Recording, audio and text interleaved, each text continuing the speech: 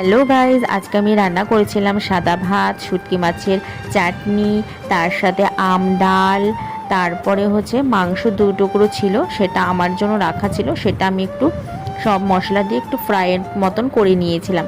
তো আম ডালটা কীভাবে আমি রান্না করলাম, তার সাথে শুটকি মাছের চাটনিটা কী করে রান্না করলাম, সেটাই তোমাদের সঙ্গে আজকে আমি শেয়ার করব। তো চলো, প্রথমত দেখতেই পারছো আম ডালটা দিয়ে শুরু করেছিলাম। তো চাটনিটা আমি করলাম প্রথমে জিরা, তেজপাতা, লঙ্কা ভাজা হয়ে যাওয়ার পরে আমি কিন্তু পেঁয়াজগুলো দিয়ে দিলাম। পেঁয়াজগুলো নাড়াচাড়া করে যতক্ষণ না লাল হবে ততক্ষণ কিন্তু মশলা দেওয়া যাবে না। সেই ফাঁকে কিন্তু আমি একটু আম মাখা করে খেয়ে নিলাম। তো পেঁয়াজটা ভাজা হয়ে গেল, তারপরে মশলাগুলো দিয়ে দিলাম। হালকা মশলাটা কষানোর পরে আমি কিন্তু জল দিয়ে দিলাম।